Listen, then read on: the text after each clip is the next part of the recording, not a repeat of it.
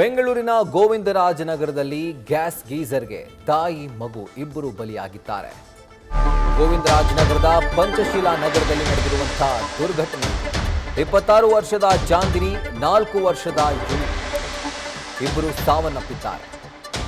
ಮಧ್ಯಾಹ್ನದ ವೇಳೆ ತಾಯಿ ಸ್ನಾನಕ್ಕೆ ಹೋಗಿದ್ದಂತಹ ಸಂದರ್ಭದಲ್ಲಿ, ಅಂದರೆ ತಾಯಿ ಮಗು ಇಬ್ಬರು ಕೂಡ ಸ್ನಾನಕ್ಕೆ ಹೋಗಿದ್ದಂತಹ ಸಂದರ್ಭದಲ್ಲಿ ಆಗಿರುವಂತಹ ಒಂದು ದುರ್ಮರಣ ಇದೆ.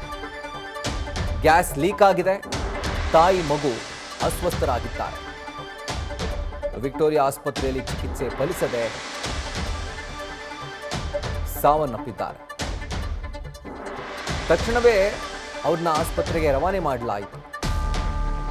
ಆದರೆ ಚಿಕಿತ್ಸೆ ಫಲಿಸಲಿಲ್ಲ.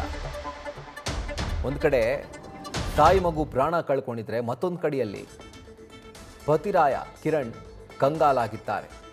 ಪತ್ನಿ ಹಾಗೂ ಮಗುವನ್ನ ಕಳ್ಕೊಂಡು ದಿಕ್ಕೆ ತೋಚದ ಸ್ಥಿತಿಗೆ ತಲುಪಿದ್ದಾರೆ.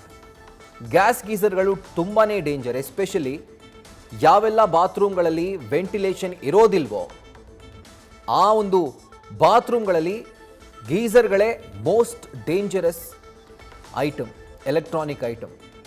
ಯಾಕಂದರೆ ಇದರಿಂದ ಹೊರಬರುವಂಥ ಗ್ಯಾಸ್ ಇದೆಯಲ್ಲ, ಅಕಸ್ಮಾತ್ ಏನಾದರೂ ಲೀಕ್ ಆಯಿತು ಅಂತಾದರೆ ವೆಂಟಿಲೇಷನ್ಗೆ ಜಾಗ ಇದ್ದರೆ ಓಕೆ, ಆದರೆ ವೆಂಟಿಲೇಷನ್ಗೆ ಜಾಗ ಇಲ್ಲದೆ ಹೋದರೆ, ಸಣ್ಣ ಕಿಟಕಿ ಇಲ್ಲದೆ ಹೋದರೆ ಆಗ ಮಾರಕವಾಗಿ ಪರಿಣಮಿಸುತ್ತೆ. ಇವತ್ತು ಅಂಥದ್ದೇ ಒಂದು ದುರ್ಘಟನೆಯಲ್ಲಿ 26 ವರ್ಷದ ಚಾಂದಿನಿ ಹಾಗೂ 4 ವರ್ಷದ ಯುವಿ ಸಾವನ್ನಪ್ಪಿದ್ದಾರೆ. ಬೆಂಗಳೂರಿನ ಗೋವಿಂದರಾಜನಗರದ ಪಂಚಶೀಲಾ ನಗರದಲ್ಲಿ ನಡೆದಿರುವಂಥ ಒಂದು ದುರ್ಘಟನೆ ಇದು. ತಾಯಿ ಮಗು ಇಬ್ಬರು ಕೂಡ ಸ್ನಾನಕ್ಕೆ ಹೋಗಿದ್ದಾರೆ. ಆ ಸಂದರ್ಭದಲ್ಲಿ ಗ್ಯಾಸ್ ಲೀಕ್ ಆಗಿದೆ. ಬಹುಶಃ ಅಲ್ಲಿ ಗಾಳಿ ಹೊರಗಡೆ ಹೋಗಲಿಕ್ಕೆ ಯಾವುದೇ ಥರದ ಒಂದು ವ್ಯವಸ್ಥೆ ಇರಲಿಕ್ಕಿಲ್ಲ ಬಹುಶಃ. ಹೀಗಾಗಿ ಆ ಗ್ಯಾಸ್ನ ಇನ್ಹೇಲ್ ಮಾಡಿ ಉಸಿರಾಡಿ ತಾಯಿ ಮಗು ಅಸ್ವಸ್ಥರಾಗ್ತಾರೆ.